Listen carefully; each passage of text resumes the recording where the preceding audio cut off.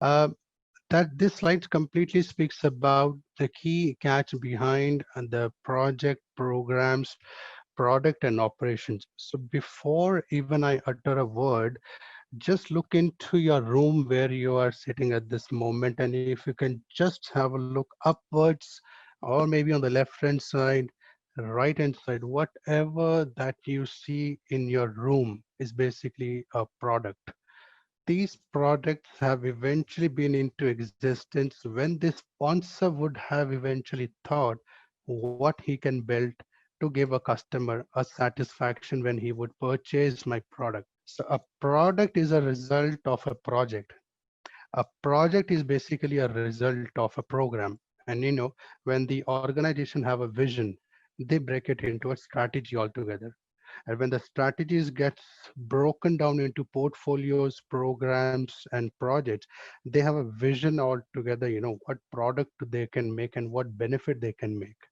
Headphones today, everyone we have fond of listening songs. Headphone be one of the product. Zoom, and this technology is one of the product where we can speak to our friends, our colleagues. The Microsoft Teams we can speak about with our office colleagues, maybe the friends, family members. Zoom today is basically a product. So maybe the government would have thought that today we are exercising, we are accelerating in IT. Let's come out with certain facts around on the, on the application, like where we can basically talk and where we can see each other, where this can be a mechanism which can be used by various institutes. So let's come out with a vision and have the product launch. So today we have Zoom, today we have Microsoft Teams as the products. And if you see this on the screen from the definition point of view, what does eventually the project means? It is a temporary endeavor which has a beginning and an end, and that produces a unique product, service, or result. So what all items or the products that you have eventually seen in your room where you're sitting at the moment, that's been the result of the project. So a project is a temporary endeavor means, if let's suppose if a sponsor has his projects met, right? So the project would continue. If the project objectives are not met, if the budget, if the funds are not available with the sponsor at the time when it is required, at that particular time, he would think to terminate the project. So the project is basically a temporary, but then if it has been not a temporary, but then if the sponsor says, okay, take up the project for about a year's time or 2 years time, and when he feels that the project objectives are getting met, eventually a product comes out. COVID-19 is a situation where we all are facing challenges. Doctors, scientists, they're basically looking into a tablet or maybe a vaccine to cure this. It's a result. It is actually a result of their experimentations. So something that can give a satisfaction to the end customer. Result can be called upon as a project because that's what we say. It should be a unique result. Their experimentation is actually making this medicine to come in and to cure this COVID-19. A unique result. Amazon, Flipkart, although that they have the website and we can buy the products, but in the COVID time, unique service. Boxes, the person who would knock the door would be completely sanitized. Unique service, a unique service which has been given. That's what eventually comes out when a project has been taken for a time period which has a start time and an end time. Product, of course, that we have looked into as well. So let's say for example there's an insurance company which takes an internal project to, let's say, to develop a new caseload tracking system, and then also they take up another project to develop a mobile app application for their retailers to onboard the customers who are interested to buy various kinds of insurance products like health insurance or car insurance, etc. So the project's been taken over here as one is like to develop a mobile app and to develop a new caseload tracking system. Programs are basically group of related projects to achieve a common benefit. Maybe this insurance company wants to have their customer base increased. How would they get a customer, increase is basis the satisfaction that they want to increase. They want to increase the business satisfaction. They want to increase their sales. They want to increase their customer base. Let's have a mobile application as a project to be taken up then, and new case load system is one of the projects. So clubbing, grouping of the related projects is what we say is to achieve the common benefit. So for example, what we have said, undertaking the project to develop a caseload system for insurance department and undertaking a project to develop a mobile application for retailer shops is being regarded as programs. Product caseload tracking system and customer onboarding mobile application in these regards, in this example, would be taken up by the product. Fair enough, we understood what is a project and a program and a product is, but then how about operations? Well, operations is something what we say is an ongoing work, to the business, and systems to the organization means the people who have started using the case load tracking system but have found some bugs. Fixing these bugs would be likely to address as an operational work of maintaining the system. Well, if that's the definition of operations, let me put forward another example that we're going to see in the coming slide. Is entertainment zone is one of the vision of the government to have in every city, in every location. They may come up with, let's suppose, maybe a movie hall, or they might likely to have, a program run to have a kids zone and entertainment zone altogether. After we go and we watch a movie into the theater, what happens? We tear off the ticket, or we just tear off the ticket and throw into the dustbin, and then we come back, we board the car or board the the cab, and then we come back home. What happens after that? Eventually after 12 o'clock or after 1 o'clock, the people who come to the theater, they remove the dust, they clean the interiors, they clean the exteriors. Their job is basically regular. That's what I mean to say is an operational job. They're daily and day out. They're working and they're cleaning the doors, they're cleaning the windows, they're cleaning the area where you sat through and you watched your movie in the theater. So theater can be taken up as a product, right? And an entertainment zone just a mile away can be taken up as an example of a program. So you have a theater as a product, you have an entertainment zone as a product, and the operations is something that the folks who come after overnight, and then they wash away the things and clear up the interiors and the exteriors. But what's the common catch then? If that's project, programs, and product and operations in a definition, what's a common catch? Well, the common catch what organization do is, let's suppose in the there are certain resources who are quite working well in the operations. They don't even feel shy. They just onboard the resources from the operations and then plan up a strategy, and then they put them into the projects. So the very first key catch what I would like to say is, the resources from operations are optimized in projects, to develop a unique product and vice versa. What does it give the benefit then to the organization? One, it enhances or gives them to utilize the the experience of the resources. It also enhances the benefits as well, and it also reduces risk. So let's suppose today, in an organization unit you have about 500 projects running in Canada, and the sponsors thinks like, okay, I need to have one unit in, let's suppose, in United States or maybe in Netherlands.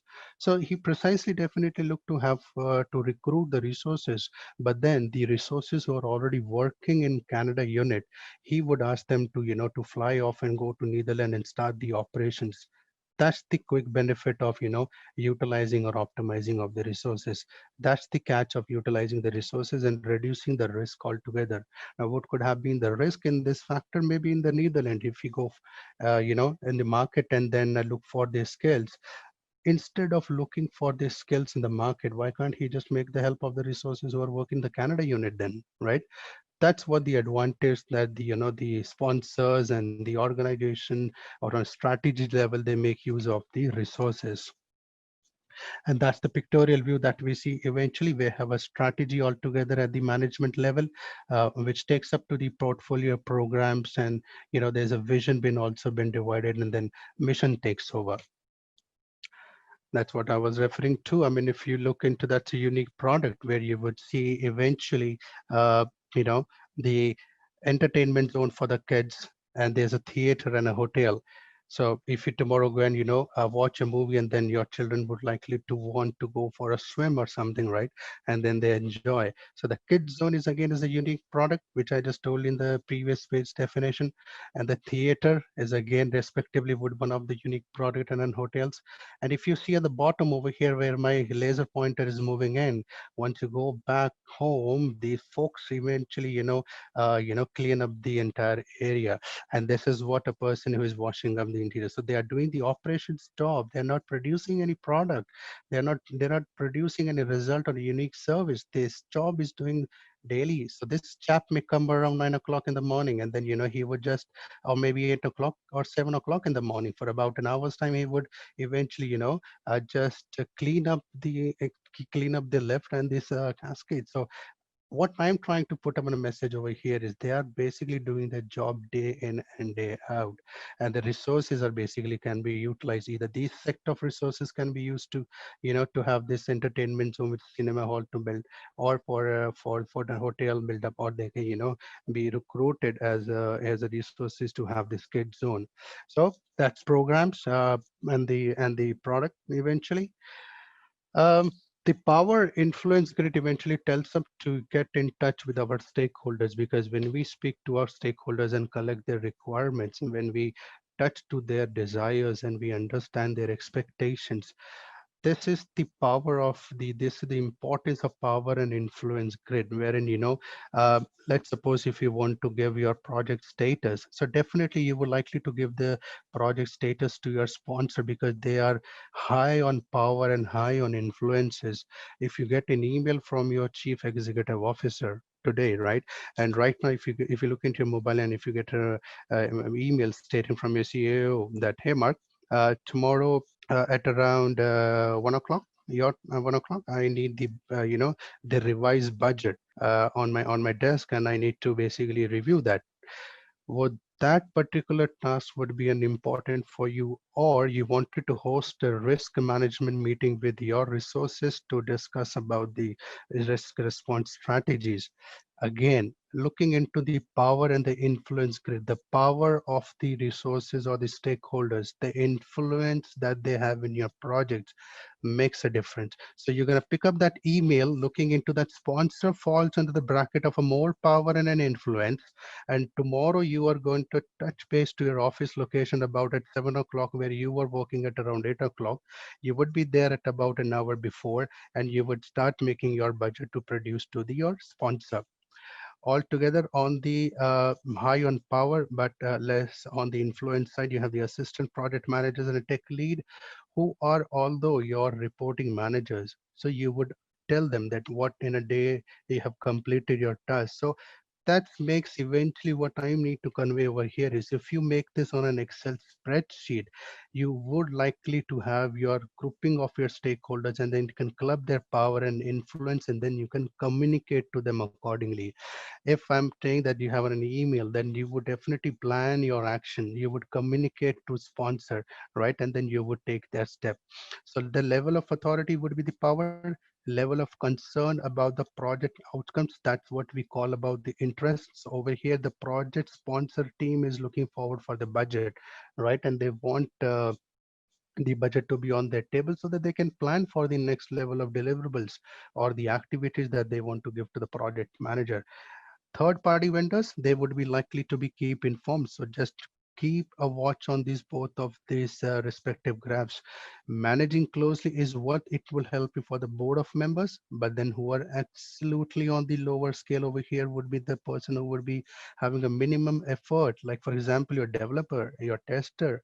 If you being the project manager, the developer is just basically watching up your job, or it would have a very, very minimum, but then he would monitor when I'm going to get a task done, when a resource A has done.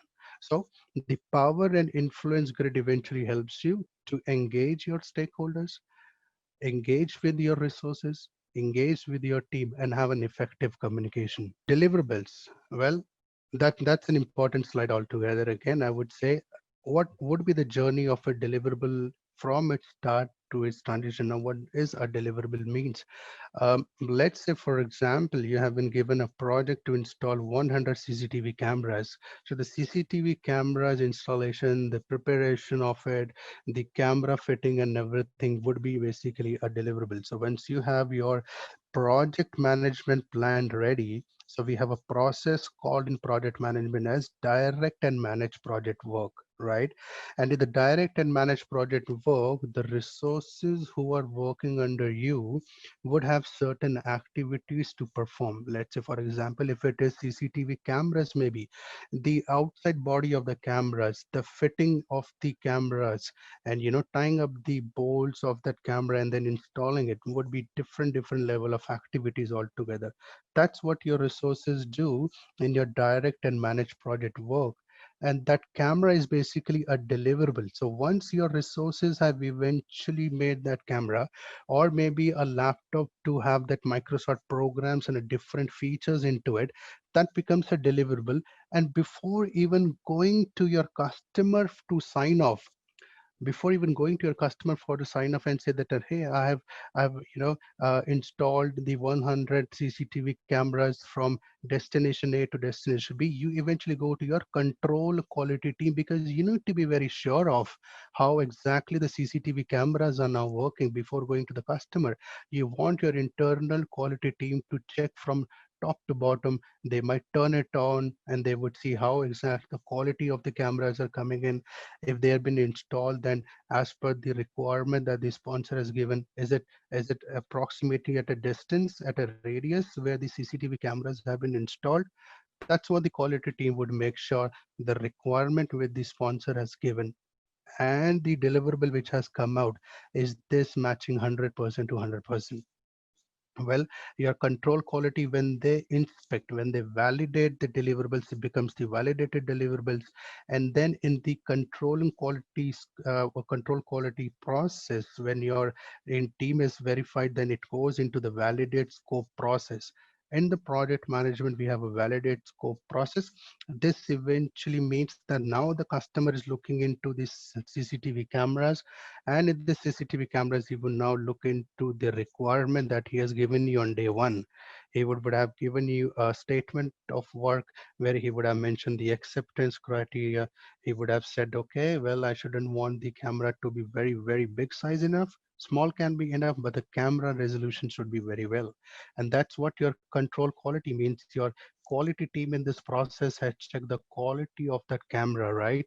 And the size of that camera is something what in the validate scope your customer is checking it, giving it the formal sign off. And then this deliverable who started the journey from direct and managed project work, now it has been known as accepted deliverables. And the moment this accepted deliverables is done, it goes into the closed project or a closed phase. And over here it gets transitioned to the operations or to the other departments, right? So the journey starts from project management plan, where the exact requirement, if we consider both this as a requirement, then it comes as out as the deliverable, where your resources has done the work, internal quality checks in, get it, and give the name as a validate deliverables. In the validate scope, your customer validates, accepts, gives you the formal sign up, gives you the congratulatory note, hey, fantastic dear project manager, what I said eventually, that's what the kind of a camera you have built for me. I am really praised. I am really pleased. So the deliverable gives a name, and accepted deliverables goes out and then gets transition. That's what the journey of deliverables from start till transition. Over here, what you see is the logical relationship of the different activities all together. Well, the festival season is coming up. Who don't want to have their homes painted? So you would want to find up a contractor or maybe a vendor where you would ask him how much money you would charge to paint my house, because the celebrations is about to get started in the month of an October and in the November. So when you start talking to the vendor, vendor would say, okay, I'm going to charge you $1,000 or maybe $2,000. And then they would say that on coming Saturday, or maybe next weekend on Saturday, I would send my two guys to your home, and then they would pull out the furniture out. They would dust your rooms, and then they would paint on the walls, and then they would put back the furnitures. Taking out the furniture removing the dust, painting the walls, and then putting back the furniture. All these are basically activities, and that what we say in project management, that we define these activities and then we sequence them. And what is the correlation then between the activities that we have defined and sequence is what you see on the screen over here is basically the relationship between the activities. Finish to start, you probably need to be very, very clear up on the arrows that just came up on your screen. Just look into the small box. That's an early start, you know, early start, and that's an early finish and late finish with the late start. This is an activity box in the project management. So let's suppose you have about 50 to 100 activities. Well, on the Microsoft project tool, you can do it. But if let's suppose for about only 10 activities, you want to define them up and want to sequence them up, right? And then you want to put up a logical relationship, which activity to be done first, which activity can be done in sequential or maybe in parallel. That's what this eventually slide would help you. What is the magic behind it? The magic is basically the arrow. Always remember, if you have selected an activity A and B, always look from where does the arrow starts and to where does the arrow begin. And just look into this table once again, this small box once again. It says early start and late start. So this area would eventually, this line on which I'm moving my highlighter, this is the start arrow or a start vertical, and this is the finish, or basically this early finish or late finish vertical. So the activity A finishes, and then the activity B would start because it is coming from this vertical. This line is an ending line of A, and that's the beginning of it. And then you see the task B can only start when task A has finished. Similarly, again, like I said, the magic of arrow. Look into this. This is coming from which area? This is the start area altogether. Start to start. I mean, see if your arrow goes towards the start of this B, and that's what we say, the task B can only start when task A had started. So that's finish to start logical relationship, start to start logical relationship, and a finish to finish. And then if you see the arrow, this is the finishing line, and then it goes to your finishing line of your B, which means when the task B only finish when task A has also finished. Such kind of a mathematics, such kind of a logical relationship you can put into your project, and you can have a win-win situation altogether from your project, because there are so many activities. You just look up to the respective dependencies. You look into their mandatory dependencies when you know that all activities are would be done. Basically, the vision on the product is very important. Once you know it is an headphone, once you know that it is a laptop, once you know that it is an iPhone, once you know that it is something, a bottle, water bottle to be created, visualize that product, and then break your mind enough towards the defining the activities. Quickly, the moment you get the activities, like in the example I told you, that I would be hiring a vendor, in the next week for painting my house, I would rather focus on them. What all activities would they eventually put in a sequential or in parallel way altogether? What is something that they're going to do it? Are they picking up the finish to start as a relationship, or they're basically picking up the start to start relationship? So the moment you put into your projects, you get a benefit of it. Instead of picking an activity, finishing it, and then you pick another activity and wait for that to finish, and then you pick up the another activity, you walk up by step one to step two and step three. Sequencing of the activities and putting into the parallel way quickly helps you to deliver your the activities soon, and that helps you eventually to achieve your project success in the minimum period of time. Well, if that's been the talk on the respective logical relationship and defining and sequencing of the activities. One thing also I would like to tell you, if I just go back to the previous slide, is once you have the requirements been collected from your stakeholders, right? What happens eventually if on day one, if you speak to your project sponsor, he would give you a project charter. Which charter is basically something which would have all the details related to the business case and the benefits that the organization will realize, and how to maintain those benefits. So those all benefits would be captured in the business case document and the benefits management plan. both this document would act as an input in making the project charter. Now, if that's the project charter, basically, it would help the respective sponsor to put down the high level budget. And yes, it would definitely also help, to put the high level objectives. Those high level objectives is something which gets eventually broken down into the requirements. And then project charter is a formal document that has been given to the project manager. From that day, when the project manager get the charter, it has been said that the project is formally handed over to the project manager, and then the project activities then start. Well, now project manager speaks to the different stakeholders. He reads through the project charter. He looks to the high level objectives. He frames in mind. He also understands how many stakeholders do I have to go. And then remember, if I go back to the page over here, and we have the importance of power and influence over here, even you know that your stakeholders, you need to keep them satisfied. When you know who are your stakeholders in your project, after reading that high level objectives, you would see that stakeholders you need to manage closely, right? And there would be other folks in your list where you would see definitely that you need to keep them informed on a very first day when you understand the project objectives with the help of that project charter. And the moment you start your walk towards them to collect the requirements of your projects, what happens eventually, you come back to your project sponsor and team, you discusses with the requirements which you have collected. And if you have collected, let's suppose 100 requirements, and when you sit with a sponsor and team, it is your sponsor now says, all right, you pick up requirement number 2 at the moment, you pick the requirement number 6, and you pick up the requirement number 10 and 15 as an example. So the requirement that your project sponsor and team picks for you eventually gets freezed. Now that's what become your scope, which gets freezed, what is to be done and what's not to be done.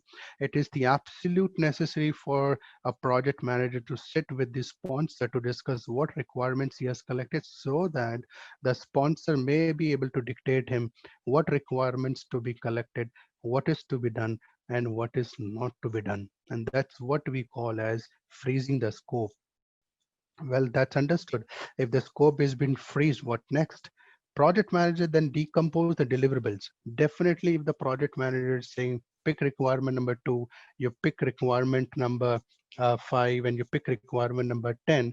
In the example of installation of the CCTV cameras, wouldn't you think that the project manager would also get the acceptance criteria thing, or maybe a deliverable from the sponsor stating that I need to have brightness of the camera in a way that the moment a car passes at a high speed, the photograph that gets captured, that photograph must represent the number of that car, of that vehicle, right? So that at least that driver can be penalized for over speeding.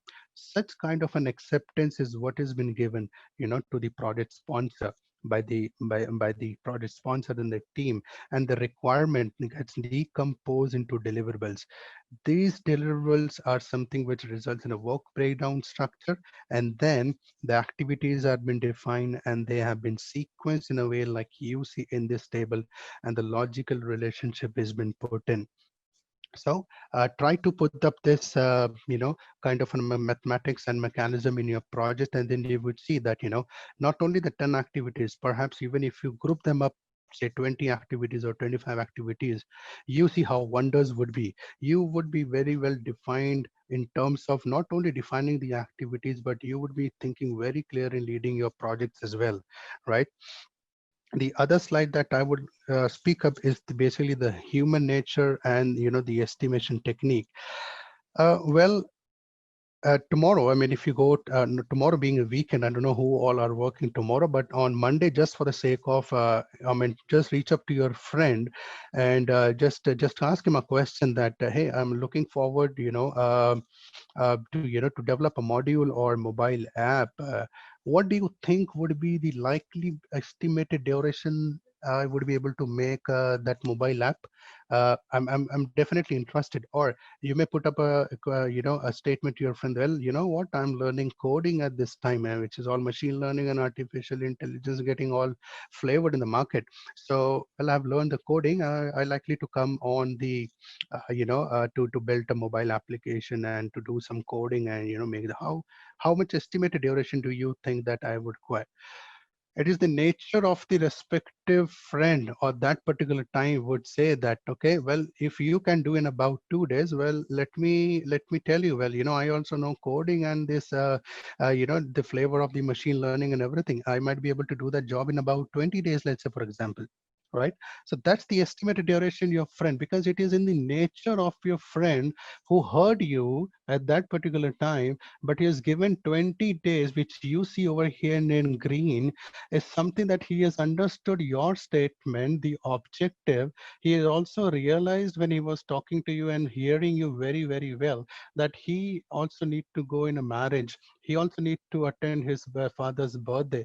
He has considered that number of days and he has given 20 days an estimate because it is his nature. He has considered that if I give him 2 days, I might not be able to give him the exact scenario or maybe an estimate of duration when I'm going to complete a particular activity, or maybe in a mobile phone application development per se, as an example.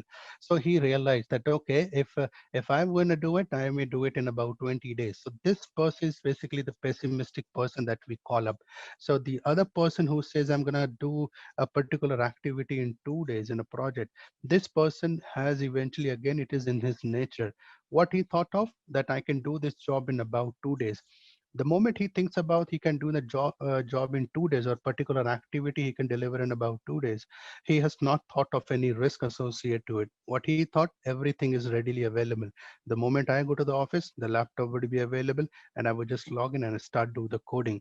As per as the person who is person E, who has given 20 days as an estimated duration, he thinks that he would go to the office, he would understand the requirement from the project manager, he has to go to the HR, get a laptop issued. He would then go to the logistics, and once he go to the logistics, he will get the laptop assigned. Then he would come back to his desk. He would log in with his username and a password, and then he would open up a notepad. All these are activities is running was running at the back of the mind of this respective resource who gave this 20 as basically the days. Now, why I'm saying this 20, why I'm saying this all two, why I'm saying that there's a resource in your team who has given 10 days, basically, as an estimated duration. It is basically the human nature. When they give the estimation, they don't think of. Sometimes the resource don't think of basically how much risk the activity can involve, and some may think of, right? So E has think of basically 20 days. So it is in the nature of the resources that they provide the estimates basis their intellectual that run at the time when buy-in from them is seeked, right? Maybe in the form of an example that we looked into caseload tracking systems. So the project management eventually gives you this formula. Either you can calculate the estimated durations, right, in a triangular distribution, which has a formula of optimistic, right, plus most likely plus pessimistic, you divide by 3. Or if the question says you need to calculate the estimated duration with the help of a beta distribution formula, then optimistic, you keep in a value from this, and then 4 most likely plus pessimistic divide by 6. Now, how do I put the figures in? When I said this person is optimistic, gives you 2 days, you bring this figure to the optimistic over here. And this is the pessimistic person because it is his nature who has considered that there might be certain risk. I need to attend my birthday party of my father, also the marriage, and then I'll come to the office and do the work. This person is completely a pessimistic. You put this figure into it. Now, for the most likely, what you're going to do is you're now left with the estimated duration from D, C, and A. Sum them up, take an average, and put here in the most likely, and you divide by 3. It is something, the range that you're going to get, the value that you're going to get is what we call as estimated activity duration. The duration in which the activity would likely to get completed as an estimation. So you may likely to use this formula then in the triangular distribution or in beta distribution, and perhaps you can have a win-win situation as well. That's what I say. So, well, the PMP exam happens every hour. It can open up 8 o'clock in the morning. 9 o'clock in the morning, 10 o'clock. You can submit your application, and then once your application gets submitted, book your exam on the online platform. And as of now, it is work from home, right? PMI says that maybe after 2 or 3 months, they will open up the venue centers where you need to drive their center and go and give the exam. But at the comfort of the zone of your level, you can give the PMP exam at being at home as well. So that's the comfort. Anytime you may likely to give your exam at around quarter 8 in the evening, quarter 7 in the evening, we are fully welcome to do that. For the registration on the PMP, log into pmi.org and you would have all the details and steps how to register on that.